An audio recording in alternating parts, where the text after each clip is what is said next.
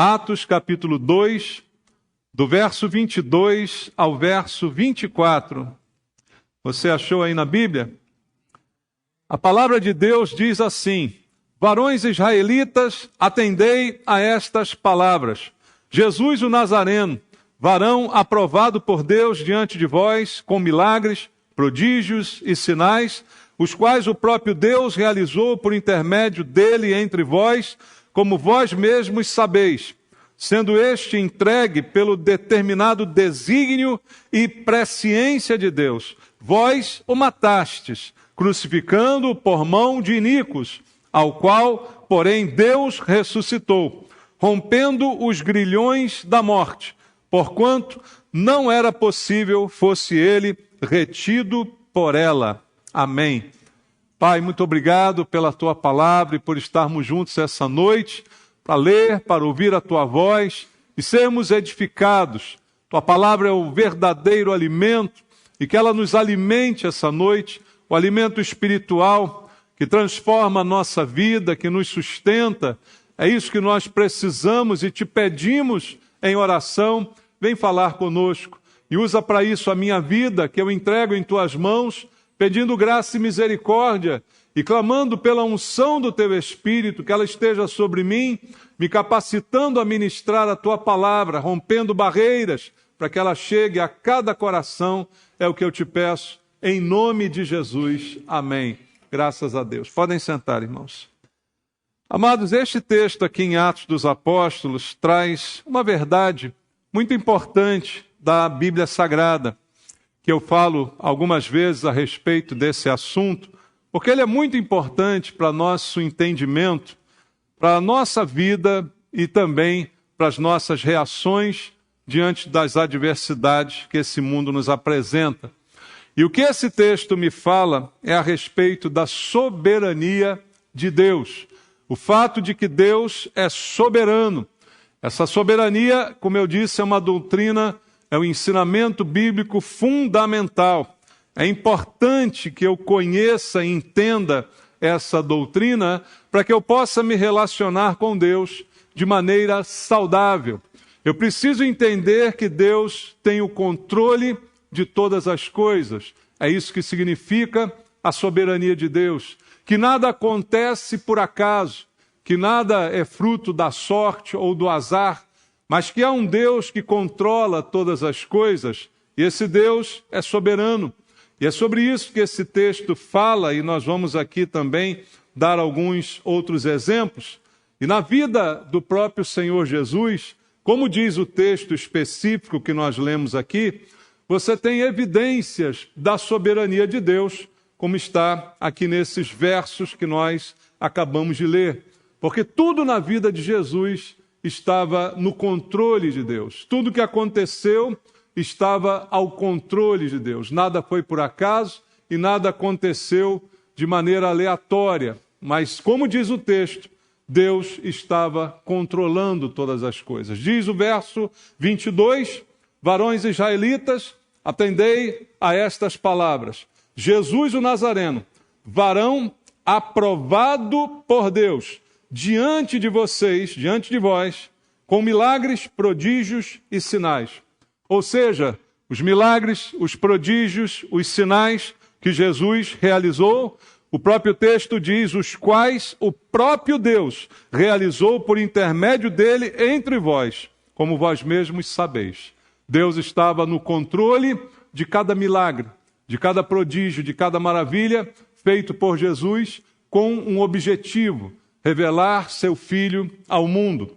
O segundo versículo que a gente leu também diz aqui na palavra do Senhor, verso 23, sendo este, falando de Jesus, entregue pelo determinado desígnio e presciência de Deus.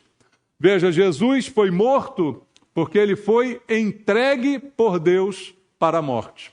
Isto tudo estava de acordo com o desígnio, a vontade de Deus e também a sua presciência, como está escrito aqui. E ele diz, vocês o mataram crucificando-o por mãos de iníquos, mas isso tudo foi feito por Deus. Não foi feito por vocês, Como o próprio Senhor Jesus disse certa vez, ninguém tira a minha vida, eu a dou para resgatar o mundo. Então Jesus foi morto, sim, mas isto foi de acordo com a vontade, a determinação, a presciência de Deus. Isto é a soberania do Senhor. E no verso seguinte, o verso 24, que nós lemos também, está escrito: ao qual, porém, Deus ressuscitou, rompendo os grilhões da morte, porquanto não era possível fosse ele retido por ela, ou seja, retido pela morte. Não era possível que Jesus fosse retido pela morte. Então Deus o ressuscitou. Então você percebe a soberania de Deus na vida, nos milagres realizados, nas coisas e nos sinais que Jesus realizou. Você percebe a soberania de Deus na morte de Jesus e você também percebe a soberania de Deus na sua ressurreição. Tudo isso no controle de Deus. Aí eu pergunto a você, será que a nossa vida também não está no controle de Deus? Se Deus é capaz de controlar todas as coisas, não tem Ele também o domínio absoluto sobre tudo aquilo que me acontece? Será que eu não posso crer que a minha vida não é obra do acaso, que aquilo que me acontece não é obra da sorte ou do azar, mas tem a mão de Deus cuidando de cada detalhe? Isto é a importância da doutrina da soberania. Você não está jogado à sua própria sorte, mas você está debaixo do controle absoluto de Deus, assim como estava Jesus. E o texto diz aqui que a morte, no versículo 24, não poderia detê-lo. Por que a morte não poderia deter Jesus? Porque ele tinha o poder de Deus sobre a sua vida. Leia a Bíblia comigo em João capítulo 10, no versículo número 18. Em João 10, 18, aquele verso que eu citei: ninguém a tira de mim, pelo contrário, eu espontaneamente a dou. Tenho autoridade para a entregar e também para reavê-la.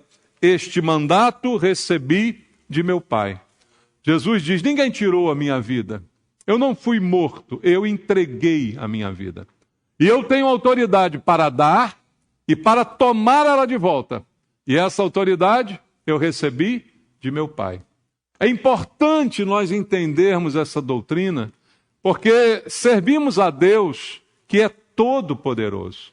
Não há limites em Deus. Os povos pagãos serviam a deuses, cada um com sua especialidade. Não é muito comum você ver na história da humanidade índios, tribos antigas, né, que tinham seus deuses. Um era o deus da lua, outro era o deus do sol, um era o deus das águas, outro era o deus da terra. O nosso é Senhor dos céus e da terra, que tem o controle absoluto sobre todas as coisas, inclusive e principalmente sobre a morte. O medo da maior parte das pessoas, a morte, a certeza que todos nós temos diante de nós. Mas a Bíblia diz que Deus tem o poder da morte. Por isso a morte não podia deter Jesus, porque Ele é Senhor de todas as coisas. Como diz a Bíblia, eu quero ler alguns textos para que você conheça Jesus através do que diz a Bíblia Sagrada. Em Colossenses, no capítulo 1, do versículo 15 ao verso 19, há aqui um verdadeiro tratado do apóstolo Paulo a respeito de quem é Jesus, de qual é a abrangência do poder de Deus em Cristo. Colossenses 1, verso 15 em diante, ele diz: este é a imagem do Deus invisível, o primogênito de toda a criação, pois nele foram criadas todas as coisas.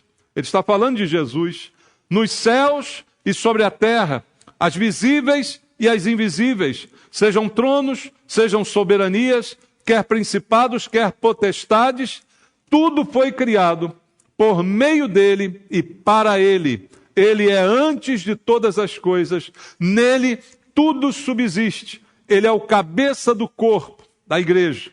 Ele é o princípio, o primogênito de entre os mortos, para em todas as coisas ter a primazia. Jesus não é um homem, Jesus não é um profeta que veio ao mundo, Jesus não é um personagem da história, mas ele é o Senhor de todas as coisas. E por isso a morte não poderia de forma nenhuma detê-lo. E a sua ressurreição, como diz o texto que a gente leu no início, foi programada por Deus, estava no controle de Deus. E veja o que a Bíblia diz sobre ela em 1 Coríntios, capítulo 15, versículo número 17. Diz assim: e se Cristo não ressuscitou, é vã a vossa fé, e ainda permaneceis nos vossos pecados. Outra doutrina importante de que a ressurreição de Cristo é a confirmação da nossa fé. É a certeza também da nossa ressurreição. A certeza de que a morte já não tem mais domínio sobre nós, como a Bíblia diz. Porque Jesus ressuscitou. E Paulo chega a dizer, se ele não ressuscitou, toda a nossa fé é em vão. Nada tem sentido do que a gente fala, do que a gente acredita, se Jesus não ressuscitou. E ainda permaneceríamos nos nossos pecados. Mas ele ressuscitou, segundo diz a Bíblia, segundo a vontade de Deus, segundo a presciência de Deus, a determinação do Senhor e a sua soberania sobre todas as coisas. Por isso, a nossa fé não é em vão. E veja também o que diz a Bíblia em Romanos, capítulo 4, no versículo número 25. Em Romanos, capítulo número 4, versículo número 25, falando também a respeito da ressurreição de Cristo. O apóstolo Paulo diz assim: o qual foi entregue por causa das nossas transgressões e ressuscitou por causa da nossa justificação. Como Paulo disse, ele não ressuscitou, eu ainda permaneço nos meus pecados. A morte de Cristo levou sobre ele os meus pecados e a sua ressurreição proporcionou a nossa justificação. Nos tornamos justos aos olhos de Deus, porque Jesus tanto morreu, quanto ressurgiu, quanto ressuscitou. Veja a importância dessa doutrina. Ninguém tirou a sua vida, ele deu. Deu em favor de cada um de nós, para nos justificar e para que a nossa fé tenha sentido. Ele é a garantia da nossa posse e da nossa entrada no céu. Abra a Bíblia em Hebreus. Hebreus, capítulo número 9, do versículo 24 ao versículo 28. Está escrito na Bíblia: porque Cristo não entrou em santuário feito por mãos, figura do verdadeiro, porém no mesmo céu, para comparecer agora por nós diante de Deus, no nosso lugar. Ele comparece ao céu diante de Deus. Nem ainda para se oferecer a si mesmo, muitas vezes, como sumo sacerdote, cada ano entra no Santo dos Santos com sangue alheio. Não, Jesus não vai lá muitas vezes, ele foi apenas uma vez. Ora, neste caso, seria necessário que ele tivesse sofrido muitas vezes desde a fundação do mundo. Agora, porém, ao se cumprirem os tempos, se manifestou uma vez por todas, uma única vez, para aniquilar, pelo sacrifício de si mesmo, o pecado. A morte de Cristo é suficiente para o perdão dos nossos pecados. A sua morte única, um único sacrifício, é suficiente para sermos justificados, porque ele ressuscitou. E assim como aos homens está ordenado morrerem uma só vez, vindo depois disto o juízo, assim também Cristo, tendo se oferecido uma vez para sempre para tirar os pecados de muitos, aparecerá segunda vez sem pecado aos que o aguardam para a salvação. É essa a promessa de Deus. Tudo no controle e na soberania de Deus. A morte não poderia detê-lo, porque ele tem o poder sobre a morte. E esse poder estendeu a cada um de nós, por um único ato, o sacrifício de si mesmo, garantiu para nós a salvação e o perdão dos nossos pecados. Da mesma maneira que a morte não poderia detê-lo, nada deterá também o seu reino.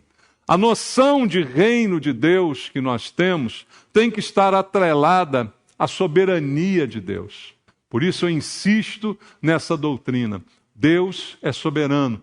Quem é soberano é quem reina, quem é rei, quem é senhor. E ele é senhor e ele está reinando. Há um reinado, e esse reinado é exercido por ele. Esta é a sua soberania. E nada pode deter o seu reino. Isso me dá a noção de que eu não estou abandonado no mundo à própria sorte. Que o mundo não está girando desgovernado, mas que Deus está reinando. E eu faço parte do reino de Deus. E melhor, Jesus disse, o reino de Deus está dentro de vocês. Está dentro de nós o reino de Deus. O firme estabelecimento do erro não impede a vitória da verdade. O que quer dizer isso? No mundo em que a gente vive, irmãos, as notícias, aquilo que chega aos nossos ouvidos, né? Aquilo que a gente tem visto ao nosso redor, às vezes trazem desesperança, às vezes trazem desânimo, né? Você olhar para o mundo e ver no que as pessoas se transformaram, né? No que a sociedade está evoluindo, ficando cada dia pior, né? A nossa noção de sociedade, de família, de tudo aquilo que a gente conhece, cada vez mais se deteriorando. Só que isto não é suficiente para impedir a vitória da verdade. Porque às vezes a gente vê um mundo tão caótico que alguns pensam assim, será que Deus não está vendo tudo o que está acontecendo? Não é comum alguns pensarem assim, talvez até entre nós. Olha quanta desgraça, olha quanta dor, olha quanto sofrimento, quanta barbárie, quantas atitudes loucas que o homem tem feito. Será que Deus não está vendo? Nada disso vai impedir a vitória da verdade. Porque Deus está reinando. Embora o homem não queira se submeter a este reino, nós nos submetemos ao reino de Deus. Por isso o chamamos de Senhor. Por isso o seu reino está dentro de nós. Mas essa não é a realidade da humanidade. A maioria das pessoas não se submetem a Deus e ainda o culpam por tudo de errado que acontece no mundo. Mas Deus está reinando. E a prosperidade do erro não vai ofuscar a vitória da verdade. E ao longo da história você vai ver que tudo que um dia teve grande valor passou e vai continuar passando. A filosofia dos gregos era o ápice da humanidade naquele tempo, né? A inteligência. Passou. Hoje a gente estuda a filosofia, mas ela já passou. O domínio do Império Romano também passou. Você que estudou história e viu a abrangência do Império Romano, passou, caiu.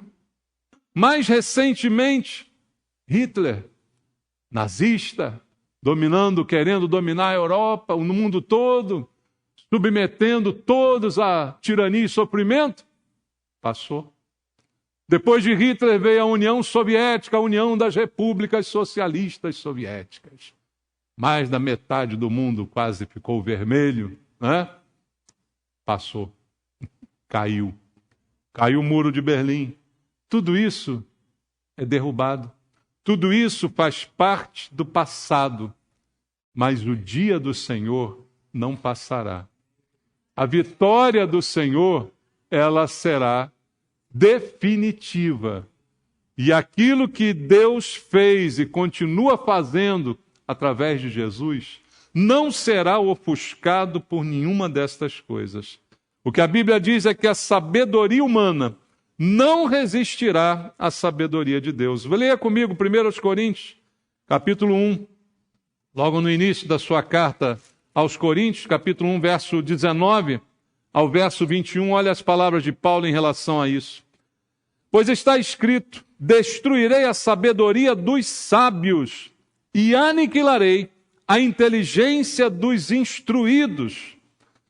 Onde está o sábio, onde o escriba, onde o inquiridor deste século, porventura não tornou Deus louca a sabedoria do mundo, visto como na sabedoria de Deus o mundo não o conheceu por sua própria sabedoria.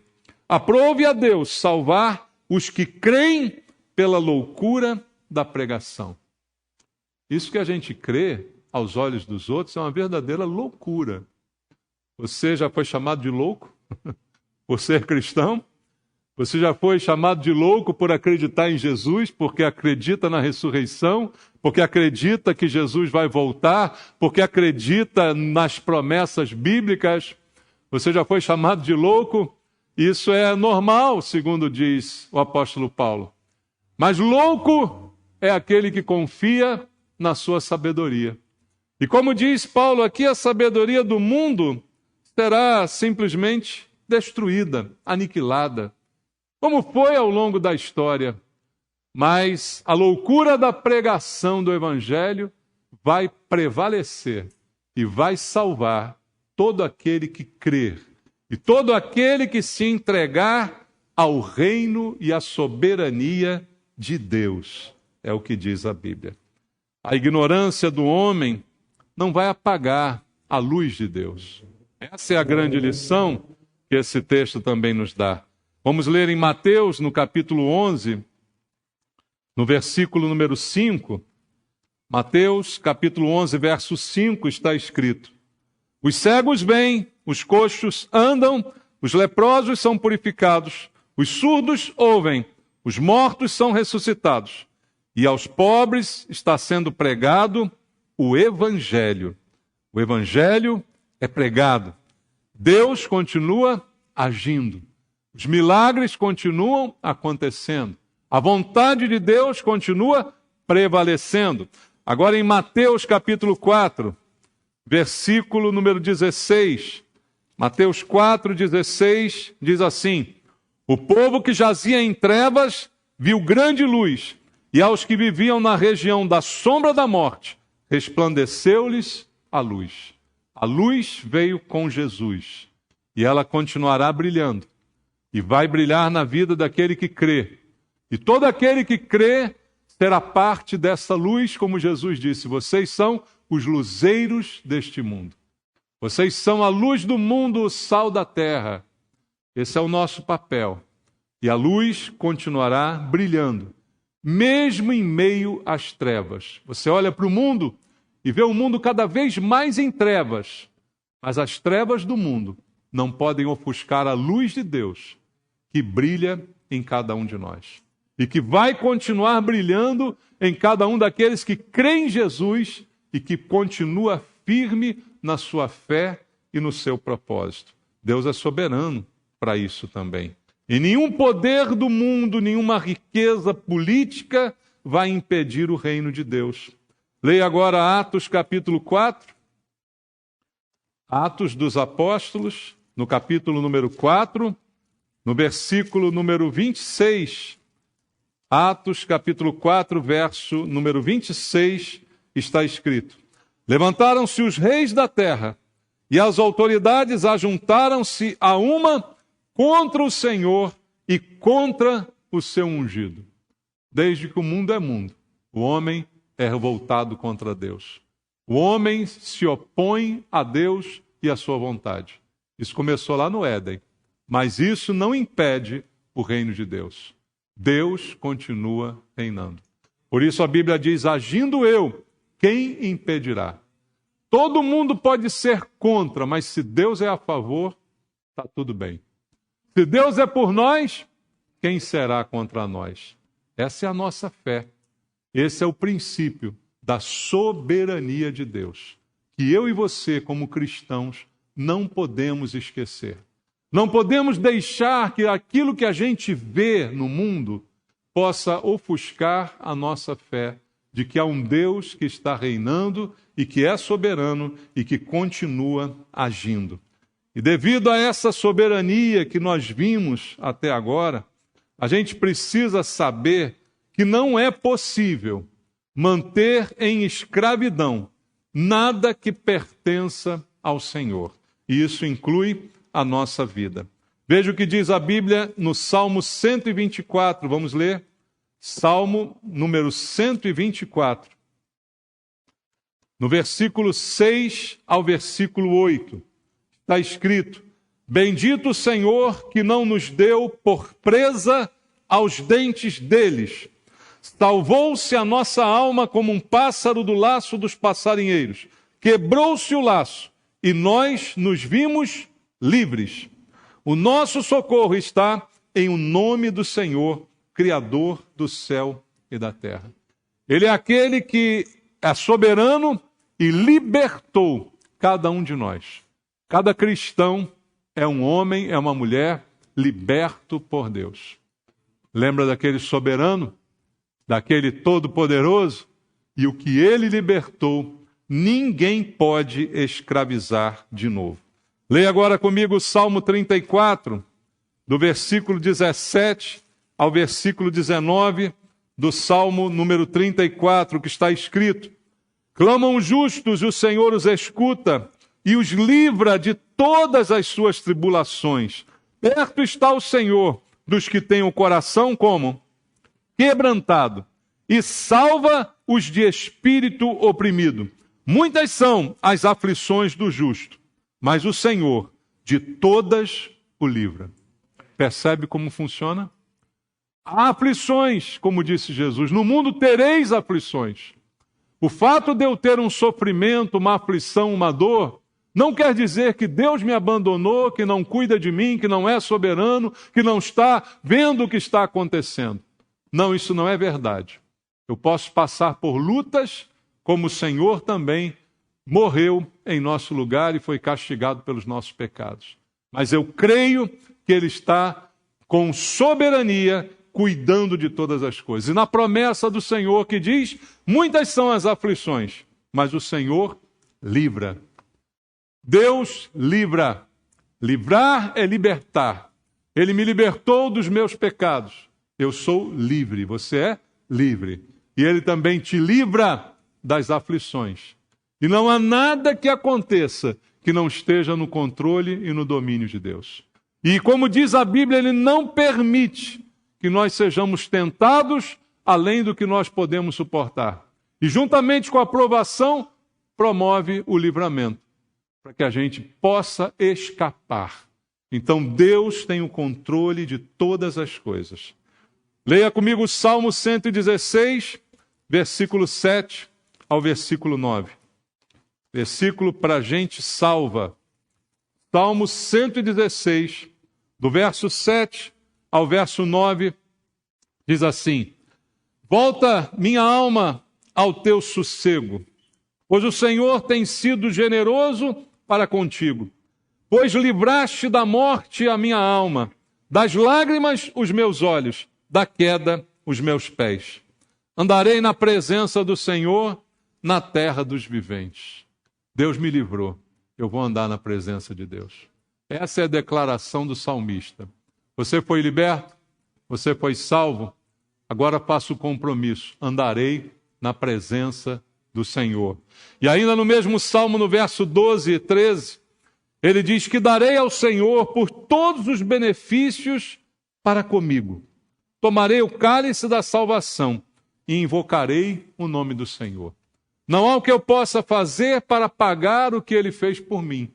O preço da morte que Ele pagou é o maior preço de todos. Eu não tenho como, de nenhuma maneira, pagar ou recompensá-lo pelo que foi feito. Então, que darei ao Senhor por todos os benefícios? Tomarei o cálice da salvação. Receberei aquilo que Ele me dá. E trarei para mim aquilo que Ele tem feito por mim. E andarei, como diz o salmista, na sua presença. O que eu e você precisamos, irmãos, é andar na presença de Deus. É isso que a gente precisa. Deus é soberano sobre tudo. Sobre tudo que acontece, sobre qualquer circunstância. E o que eu preciso é andar na sua presença. E o nosso corpo, diz a Bíblia, não será também retido.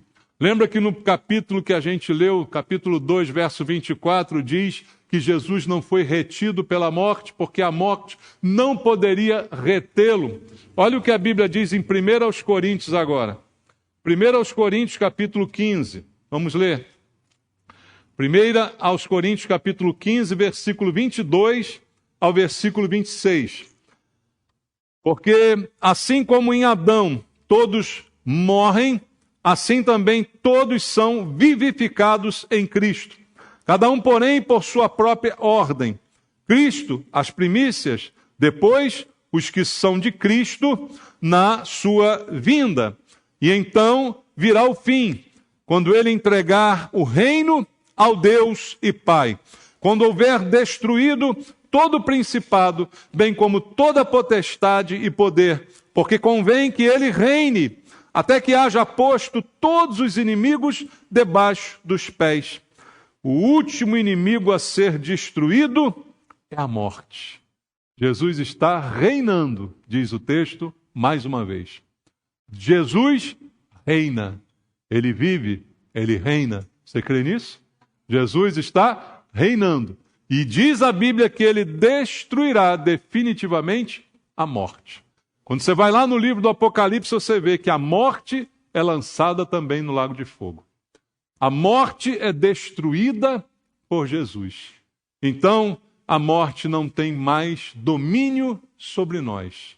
Como disse e prometeu Jesus, aquele que crê em mim, ainda que esteja morto, viverá. E todo que vive e crê em mim não morrerá eternamente. É promessa do Senhor. E para terminar, abra comigo 1 de Pedro, capítulo 1.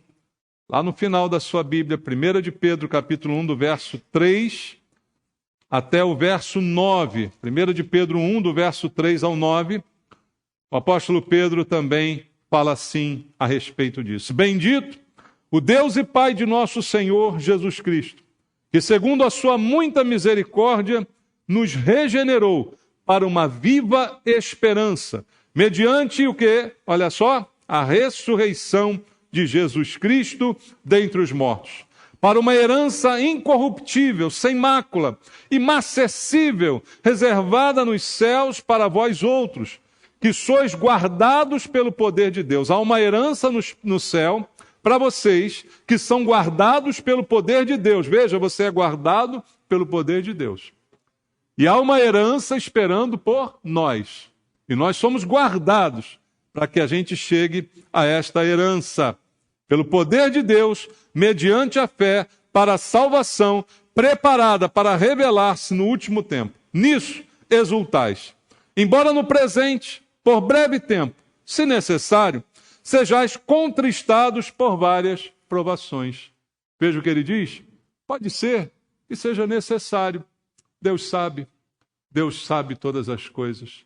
Que a gente passe por alguma provação no tempo presente. Pode ser que isso seja necessário, para que, uma vez confirmado o valor da vossa fé, muito mais preciosa do que o ouro perecível, mesmo apurado por fogo, redunde em louvor, glória e honra na revelação de Jesus Cristo, a quem, não havendo visto, a mais, no qual, não vendo agora, mas crendo, exultais com alegria indizível e cheia de glória. Pedro diz, vocês não viram Jesus, mas vocês creem nele. Vocês não o viram, mas vocês o amam. E ele também ama vocês. E ele está cuidando da vida de cada um. E aí no verso 9 ele termina dizendo, obtendo o fim da vossa fé, a salvação da vossa alma. Deus está no controle de tudo. Pode ser necessário passar por alguma prova agora? Pode ser necessário enfrentar alguma dor ou algum sofrimento? Mas Deus está no controle de tudo. E no fim, você verá o fim, a finalidade da sua fé, a salvação da sua alma. Evangelho, irmãos, é salvação da alma. Evangelho, o cerne, o centro, o núcleo do Evangelho é a salvação. Não é prometer vida mansa, não é prometer prosperidade, não é prometer para as pessoas que tudo vai dar certo, que elas não vão ter nenhum sofrimento, nenhuma doença, nenhuma dor. Isso não faz parte do Evangelho. Mas o fim da sua fé, a finalidade, o fim no sentido de finalidade da sua fé, não é você ganhar coisas nesse mundo.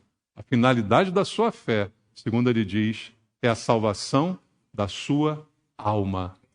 E isso pertence a Deus. Está nas mãos do Senhor. Então, creia em Deus e creia também na sua soberania.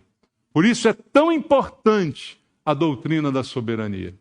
Para a gente entender que não estamos jogados à própria sorte e que a nossa vida não é obra do acaso e que nos acontece não é sorte nem azar, mas é Deus controlando todas as coisas. Você crê nisso? Então, fique firme nas promessas do Senhor. Amém? Vamos orar?